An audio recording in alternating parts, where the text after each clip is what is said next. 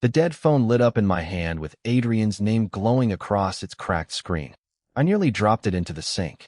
The device had been buried beneath unpaid bills and unopened mail, its battery dead for almost 3 years, yet a pale rectangle now burned against the dark kitchen. Rain tapped hard against the fire escape. The refrigerator hummed behind me, and cold water dripped from my sleeve onto the worn linoleum. Adrian Vale, the screen read. My thumb hovered above the notification. That name still had the power to tighten every muscle in my chest. I had kept the phone because throwing it away felt too much like admitting that his last words to me were all I would ever have. I pressed the side button. The screen resisted, then opened to a message stamped 12:17 a.m. Don't let him sign the contract tomorrow. I know why. I read it once. Then again, slower. The sender's number ended in 0419. I knew those digits better than my own. Adrian had called me from that number after our first date, during sleepless business trips, and on the night before the crash. After the accident, Vale Technologies canceled the account. The physical phone had disappeared with the wreckage, and Adrian had awakened without any memory of me. A gust rattled the window pane. I locked the screen, counted to 5, and opened it again. The message remained. I tapped the call icon. One ring clicked through the speaker, sharp and mechanical. Then silence. The number you have dialed is not in service. The automated voice sounded almost cheerful. I called again and got the same answer. My fingertips had gone numb around the phone. Whoever sent the message knew Adrian was signing something tomorrow. More importantly, they knew this abandoned number was the one thing I could never ignore. I crossed to the table and opened my laptop. Its blue light washed over the coffee stains and dust. Searching Adrian's name brought up a photograph from that afternoon. Adrian Vale standing beneath the silver logo of Vale Technologies, one hand resting on a contract folder. He looked older than the man I remembered. Harder. The caption announced an acquisition ceremony at 10 in the morning, describing it as the largest deal in the company's history. I enlarged the photograph until the pixels blurred. Adrian's mouth held the same controlled line he used whenever he distrusted a room. He might not remember me, but I remembered that. My phone vibrated again. I flinched so hard the chair scraped across the floor. No second message appeared. Instead, the first one changed before my eyes. A red receipt surfaced beneath it. Read 12:24 a.m. Someone was still connected to the dead account.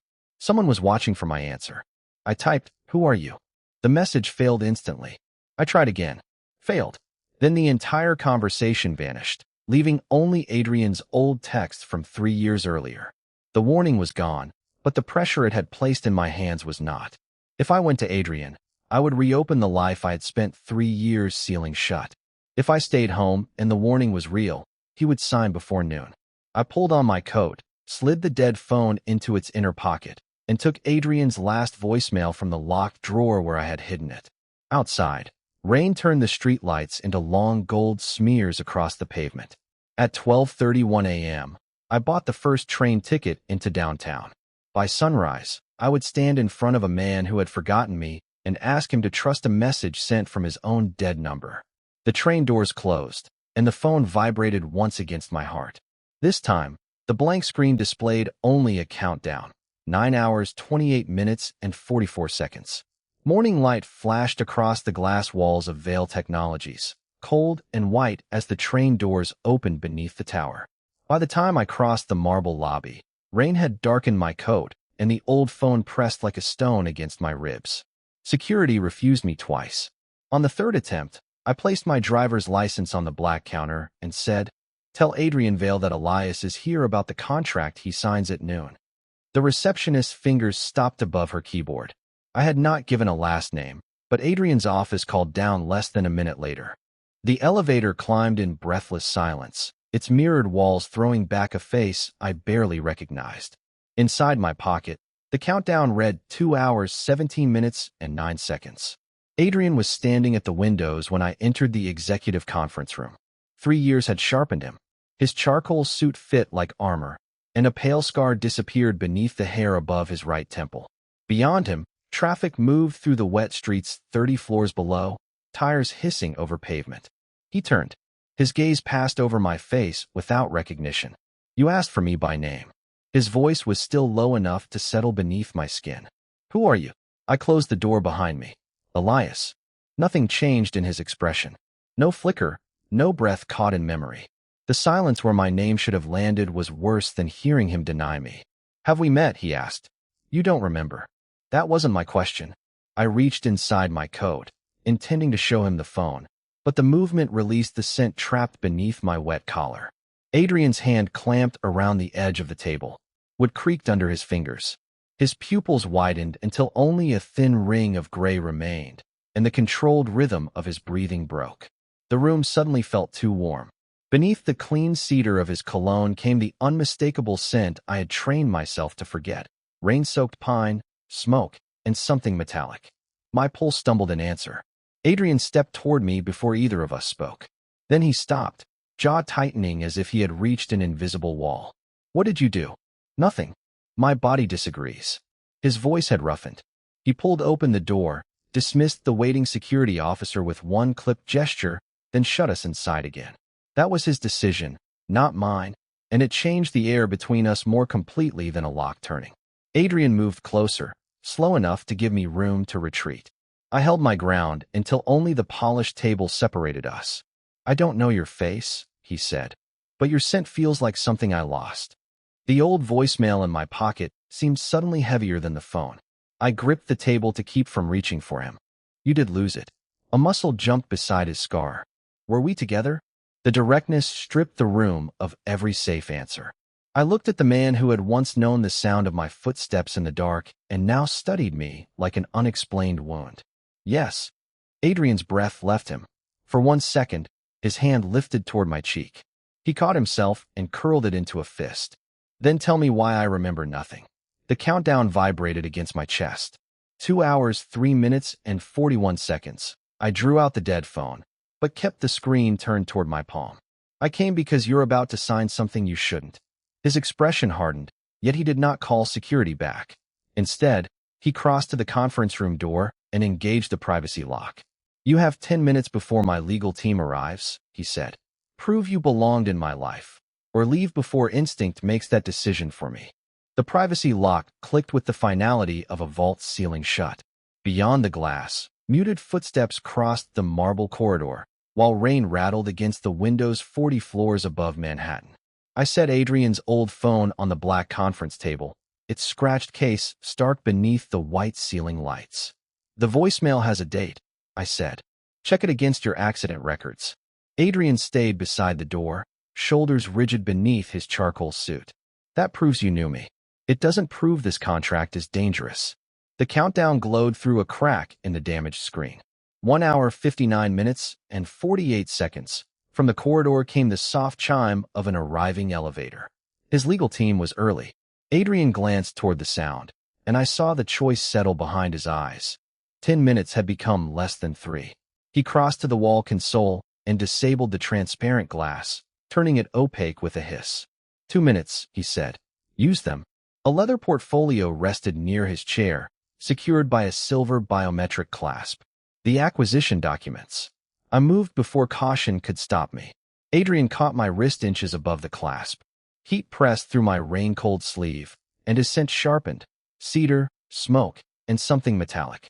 That isn't proof, he said quietly. That's corporate theft. Then open it yourself. No, knuckles struck the outer door. Mr. Vale, a woman called. Legal is ready. Adrian released me and turned toward the intercom. That second was enough. I pressed the old phone against the biometric panel.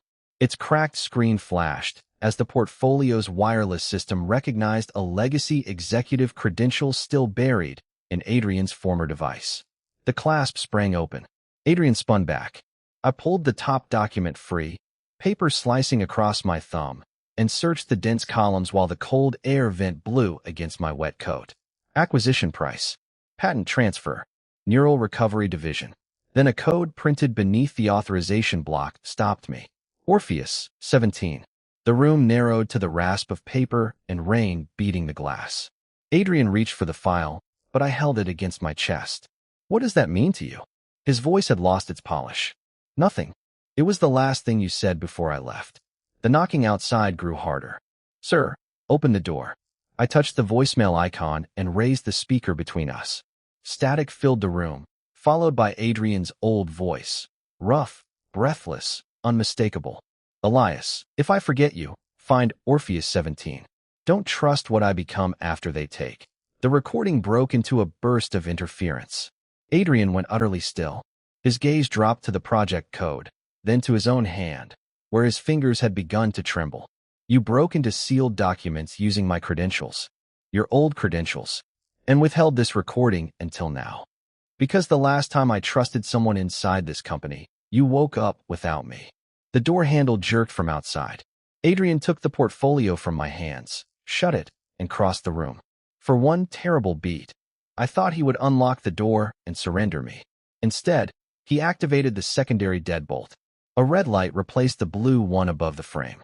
Then he swept the contract, the old phone, and my cut hand into the circle of light beneath the table lamp. The balance between us shifted, not toward trust, but toward shared risk. No more warnings, he said, his eyes fixed on mine. No more pieces chosen for my protection. He tapped the project code once. Tell me exactly why you left, and what I believe they were going to take from me. Outside, security began overriding the first lock. Inside, Adrian pressed record on his own phone. Start with Orpheus 17. Override complete. A mechanical voice announced as the red light above the door turned white. Cold air spilled through the opening, carrying polished stone, rainwater, and the sharp citrus scent of the security chief's cologne. 2 guards entered, but Adrian raised one hand before either could touch me. I placed the old phone beneath the table lamp and opened the warning. This arrived from your disconnected number at 2:13 this morning. The screen displayed the words that had dragged me back into his life. Don't let him sign the contract tomorrow. I know why. Adrian read them once. Then he replayed my screen recording and checked the carrier confirmation showing that the number could neither send nor receive calls. The room's wall display flashed 11:52 a.m., 8 minutes, I said. If this is a trap, signing gives them what they want. Adrian's jaw tightened. His gaze moved from the message to Orpheus 17 in the contract. Then he acted. He stepped into the corridor, where executives and attorneys were already gathering beneath the white glare of recessed lights. Cancel the signing ceremony, he told his chief counsel. Notify Hartwell Dynamics that Vale Technologies is suspending the acquisition pending review. The attorney's tablet nearly slipped from her fingers. They'll invoke the withdrawal clause. Let them. At noon, the giant presentation screens went black. Through the glass wall, I watched Hartwell's delegation rise from the conference table and leave. Leather chairs scraped across the floor. Phones began ringing in overlapping bursts. Before the elevator doors closed, Adrian's general counsel received the termination notice. The acquisition was dead, and Vale Technologies owed an 8-figure penalty. The board summoned us upstairs within minutes. Their chambers smelled of dark coffee and old wood, its windows streaked silver by the storm. Adrian stood at the end of the table while 12 directors voted on the future he had just endangered. No one shouted. The quiet was worse. One by one, blue lights appeared beside their names. Effective immediately, the chairwoman said, Adrian Vale is suspended from all executive authority pending an internal investigation. His building access, voting privileges, and control of company accounts are revoked. Adrian removed his access card and set it on the walnut table. The small plastic rectangle landed with a dry snap. Then every phone in the room vibrated at once. Mine lit first. A photograph filled the screen. Adrian and me outside a private clinic 3 years earlier, his hand at my back, my face turned toward his. Beneath it ran my full name, my address, and a headline identifying me as the former lover who had infiltrated Vale Technologies and sabotaged its largest deal. More images followed: my apartment building, the train station, even a blurred still of me entering the tower that morning. My phone heated against my palm as messages multiplied faster than I could close them. Adrian's scent sharpened, but he did not reach for me. Instead, he looked toward the security camera mounted above the chamber doors. The warning was private, he said. Only someone monitoring us could have released this now. The chairwoman's expression did not change. Mr. Vale, you no longer have authority to investigate anything. Security opened the doors. Beyond them, reporters were already flooding the lobby 30 floors below, their camera lights flickering across the security monitors like lightning. Adrian's phone vibrated one final time. He turned the screen toward me. An unknown sender had attached a live photograph of us inside the boardroom. Under it were 6 words, "You stopped the contract. Now choose him." The chamber doors swung wider, and security ordered us to separate. Adrian remained on one side of the threshold, stripped of his company.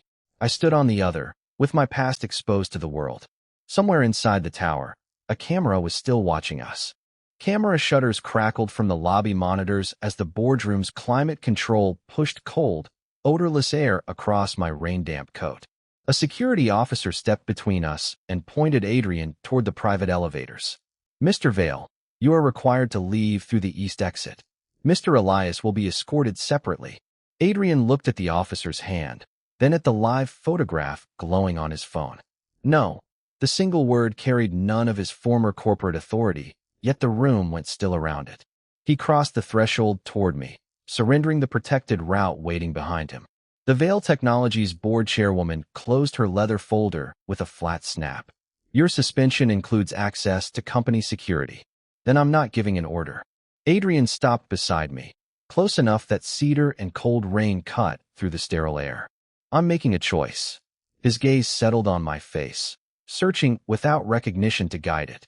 "I don't remember loving you. I don't remember losing you. But I watched you risk everything to stop me from signing while someone inside this building tried to make you run." His jaw tightened. "I believe you, Elias." My hand found the old phone inside my coat. Its scratched metal edge pressed into my palm, warmed by hours against my body. For 3 years, I had carried it without replacing the cracked screen or deleting a single word. I drew it out and held it between us. "Then you should know what believing me costs." Adrian accepted the phone, but I kept my fingers around one end. "There are messages in the drafts folder. I wrote them after I disappeared. None were sent." "Why not?" "Because your father's attorney gave me a choice." The ventilation hummed overhead. Beyond the doors, elevator bells chimed as reporters climbed closer. "Leave without contacting you," I said, "or the medical team controlling your recovery would move you somewhere I could never find." They showed me your records. You couldn't remember my face, and every attempt to force those memories triggered seizures. Adrian's grip shifted against mine. "You believed leaving would protect me. I let you believe I had stopped loving you." I released the phone. The loss of its familiar weight felt sharper than the cameras waiting downstairs. Adrian opened the drafts. Pale text illuminated his features. The first message was dated 2 days after the accident. "I'm outside the hospital. They won't let me see you." Another followed a week later. "You asked why I left, but you were looking straight at me when you asked." His thumb moved faster. I watched his throat work as months of unsent words passed beneath it. Apologies, train schedules, photographs I had almost attached, every birthday greeting buried before dawn. Then he reached the final draft. "I left because they promised you would live. I stayed gone because you did." Adrian lowered the phone. The board chairwoman had moved to the doorway, flanked by security, but he turned his back on her and transferred the drafts to his personal device. It was not evidence he could use against the board. It was trust placed beyond my control. "They took my memory," he said quietly. "You don't get to let them take your choice too." The old phone vibrated in his hand. A new message filled the cracked screen. "Come alone with the Orpheus data, or Adrian won't survive the night." Adrian read it over my shoulder. This time, I took the phone back before he could reach for me. "You chose to believe me," I said. "Now you have to believe I can choose what happens next." Cold blue light slid across the cracked screen as a location replaced the threat. An abandoned freight terminal on the Brooklyn waterfront, 11:30 p.m. Beneath it, a timer began counting down from 90 minutes. I downloaded the Orpheus files Adrian had copied to the phone, then wiped every backup I could reach. The device grew warm against my palm. "No police. No tracking," Adrian read. His jaw tightened, but he stepped away instead of blocking the door. "What do you need?" "For them to believe I'm alone." I removed my coat and draped it over his shoulders, hiding his torn cuff beneath rain-black wool. Then I walked out through the service elevator while security cameras recorded Adrian remaining upstairs. 40 minutes later, wind drove needles of rain beneath the terminal's rusted canopy. The East River smelled of salt, diesel, and wet iron. My shoes struck cracked concrete between silent cargo bays as I carried the phone toward a single work lamp burning inside Warehouse 6. "I brought Orpheus," I called. My voice returned from the steel rafters, thinner each time. The phone vibrated. Place it on the floor. I crouched, set it beneath the light, and backed away. Nothing moved except rain leaking through the roof. Then the timer vanished, replaced by an upload bar. Across Manhattan, Adrian entered the Vale Technologies press room without counsel, without the board's approval, and without the authority they had stripped from him. Television lights bleached his face while microphones scraped across the podium. The board chairwoman stood behind the glass doors, one hand pressed to the security panel.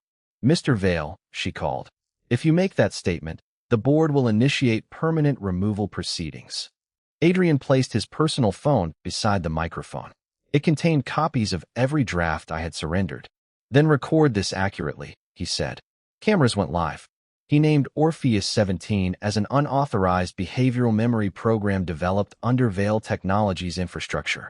He accepted executive responsibility for failing to uncover it, waived the company's internal confidentiality protections, and ordered every surviving record preserved for law enforcement. Vale stock plunged before he finished the second sentence. Banks froze emergency credit lines. The chairwoman watched billions disappear from the market ticker, then lowered her hand from the panel and let him continue. At the terminal, the upload stalled at 63%. A sharp electronic pulse sounded from somewhere above me. Not a weapon. A signal repeater. Hidden behind a corroded beam, its green diode blinked in rhythm with the old phone. The sender was relaying through the warehouse, exactly as Adrian had gambled. Sirens did not approach. Instead, an unmarked police cybercrimes unit traced the repeater remotely, while his broadcast forced Vale servers to remain accessible under federal preservation rules. Adrian had not come to save me. He had made himself impossible to silence and sacrificed the company as my shield. My phone chimed. Upload complete. Leave. I took one step toward the exit. Steel shutters slammed over every door, shaking rust from the rafters. The work lamp died, and the warehouse dropped into damp darkness. Across the river, Adrian's press badge deactivated mid-broadcast. His name disappeared from Vale's executive directory, followed by the company seal behind him going black. "Your access and ownership rights are terminated," the board chairwoman said through the open doorway. Adrian removed the Vale pin from his lapel and set it on the podium. "Good. Now you can't claim I did this to keep them." In Warehouse 6, a red emergency bulb flickered on above a freight elevator I had not noticed. Its doors opened with a low mechanical groan. The old phone vibrated from the floor behind me. This time, the message contained no demand, only a live audio connection and the sound of someone breathing on the other side. Then a young man's strained voice whispered through the speaker. "Elias, don't get in that elevator. They're waiting for me to bring you down." Static hiss filled the old phone while rain hammered the warehouse roof hard enough to shake rust from the beams. The freight elevator waited beneath its red bulb, its steel floor descending into darkness beyond the threshold. I snatched up the phone but stayed outside. "Who are you?" A sharp breath crossed the connection. Then the young man said, "Noah Vale, Adrian's brother." The name struck harder than the cold air leaking through the loading bay. Adrian had mentioned Noah only once, years ago, calling him the last person in the family he still trusted. A camera above the elevator rotated toward me with a soft mechanical click. "Prove it," I said. Noah answered with 6 words Adrian had whispered against my shoulder before everything ended. "When the glass breaks, choose daylight." No one else had heard them. I stepped behind a concrete support column, taking the phone out of the camera's view. "You sent the warning." "Yes." Keys rattled rapidly on Noah's end, layered beneath the hum of ventilation. I restored Adrian's cloud backup from the phone he lost after the crash. "Your number was still authenticated on an archived device profile, so I used it. I needed a channel my father's security team had stopped monitoring." A file appeared on the screen. Not another clue to chase, but a sequence already assembled. Adrian entering a private Vale clinic after the accident. A physician authorizing an unlisted neurological procedure. My own image outside the recovery wing, surrounded by 2 men in gray coats. Beneath the footage sat signed payment records bearing the Vale family authorization code. "The crash was staged," Noah said. "Not to kill Adrian. To make the damage believable." The emergency bulb buzzed above me, casting the wet floor alternately red and black. "They erased specific memory associations," he continued. Orpheus 17 funded the procedure. You were the association they needed gone because Adrian planned to expose the project with you. My thumb froze against the cracked glass. In the final clip, I stood in a hospital service corridor while Adrian's father spoke beyond the camera's range. The audio carried every word. Leave tonight, or the next procedure will take more than his memory. My younger self placed Adrian's phone on a metal cart and walked away without looking back. You found all of this when? 2 weeks ago. I tried contacting Adrian directly. They caught me before I could finish the transfer. A metallic knock sounded through Noah's connection, followed by a muffled voice somewhere near him. He lowered his tone. They made you believe disappearing was the only way to keep him alive. The message was never meant to send you backward, Elias. It was meant to give you the choice they stole from you. I looked toward the elevator and saw the control panel pulsing in time with the signal indicator on the phone. Noah was below me, but entering would complete the route someone had prepared. I unplugged the Orpheus drive from the terminal. The upload had already given police their trace. The drive was mine again. Can you control the elevator? I asked. Silence held for 1 beat. For 9 seconds. Then don't bring it up. I crossed to the manual fire cabinet, smashed its brittle seal with the drive casing, and pulled the warehouse alarm. Bells erupted overhead. White emergency lights flooded the loading floor, blinding the camera and releasing the code-locked side doors. At the same moment, Noah reversed the elevator. Its doors slammed shut and the floor indicator began dropping, carrying him away from whoever had ordered him to deliver me. Send everything to Adrian, I said. The footage, the clinic authorization, all of it. If I do, our father will know I survived. A door thundered open somewhere below. Noah's breathing sharpened. Send it, I repeated. No more disappearing for either of us. The transfer bar reached 100%. Across the river, every screen behind Adrian's abandoned podium flickered back to life, displaying the hospital recording and his father's authorization code. Then Noah spoke over the alarm, each word clipped by approaching footsteps. Elias, I can expose what he did, but first you have to get me out before my father reaches this elevator. Red emergency strobes swept across the loading floor, turning the steel walls black, then crimson, while the fire alarm hammered through the warehouse. Send the elevator to me, I told Noah. Not the freight car, the maintenance platform. A metallic jolt answered beneath my feet.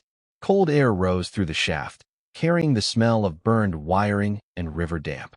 I found the manual control panel beside the sealed doors and ripped away its plastic cover.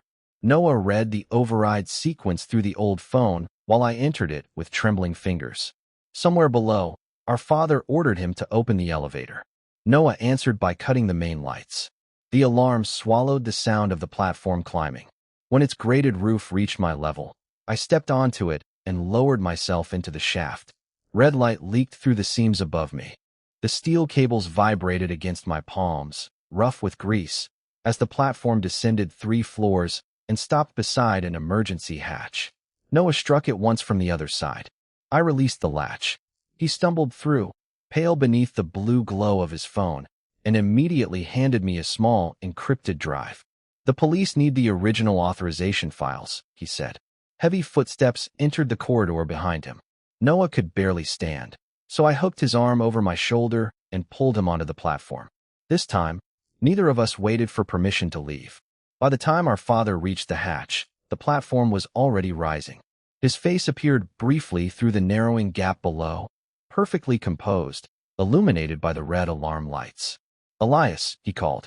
If you take him upstairs, Adrian loses everything. I pressed the ascent switch. You already took everything that wasn't yours. Fire crews forced open the river entrance minutes later. Outside, rain hissed against their helmets and blue police lights rippled across the wet pavement. I placed the drive in a detective's gloved hand, then turned toward the cameras gathering behind the barricade. Noah gripped my sleeve, but I stepped into their white glare. My name is Elias, I said as microphones lifted. Adrian Vale and I were together before his accident.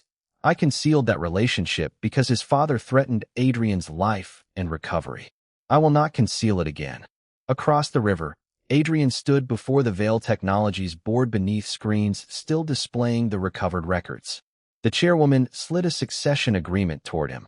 Its pages whispered across the polished table. Testify against your father, she warned. and your inheritance, voting rights, and every remaining claim to Vale Technologies terminate immediately.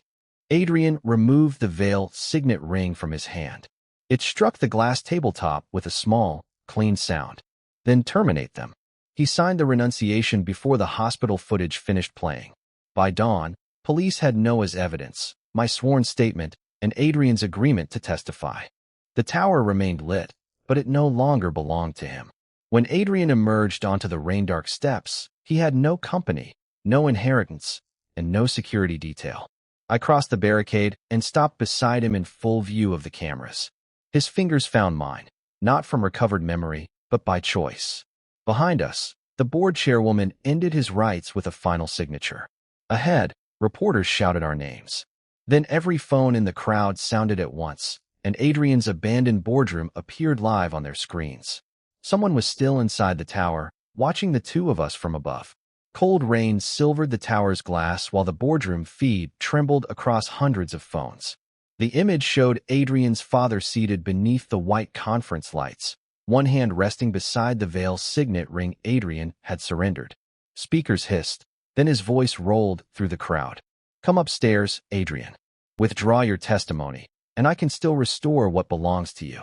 Adrian's fingers tightened around mine. Before he could answer, the board chairwoman stepped through the revolving doors, her heels striking wet stone. "He cannot restore terminated rights," she said. "The documents are filed." On every screen, Adrian's father lifted a phone. "Then perhaps Elias should read what I'm sending." The old phone in my coat vibrated. Its cracked glass warmed against my palm as a new message appeared. The first warning saved him from signing. "This one lets you decide whether he remembers." An attachment waited beneath it. Adrian's complete pre-accident memory archive, copied from Orpheus 17. A second line followed. "Upload it now, or it will be erased forever." Adrian read over my shoulder. Rain gathered on his lashes, and camera shutters snapped around us like dry branches breaking. 3 years ago, I had surrendered my choice to keep him alive. At the terminal, I had acted alone again because danger demanded speed. This time, I placed the phone in Adrian's hand. "Your memory. Your decision." His father's face hardened on the screens. "Without that archive, you will never know what he meant to you." Adrian looked at the progress bar pulsing beneath the file, then at me. "And if I restore it?"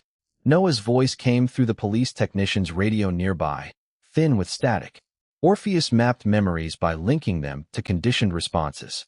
"The archive may restore everything, or it may overwrite parts of who you became afterward." The choice carried no handcuffs, no gun, no board vote. Only the possible loss of the man standing beside me. Adrian swiped away from the upload prompt. Instead of opening the archive, he copied the message, the server address, and its authorization token to the police evidence portal. Officers inside the tower used the live connection to seize control of the boardroom system. The public feed vanished. A moment later, the lobby doors opened, releasing warm air scented with coffee and polished wood, and Adrian's father emerged between federal agents. His gaze fixed on his son's, then settled on Adrian's empty ring finger. "You traded your name for him." Adrian handed the old phone to the lead investigator. "No, I stopped letting you define either one." The archive was preserved as evidence, but legally sealed from use. By spring, Adrian's testimony and Noah's records had secured convictions, while the board chairwoman reorganized Vale Technologies under independent oversight. Noah entered a protected recovery program. Adrian and I rented a narrow apartment in Brooklyn where the radiator clanged at night and morning light turned the brick walls gold. One rainy evening, as I unpacked the last box, my new phone chimed from the kitchen counter. The message was from Adrian, though he stood only 10 feet away holding 2 chipped mugs. "I don't remember falling in love with you the first time," it read. "Would you let me choose it now?"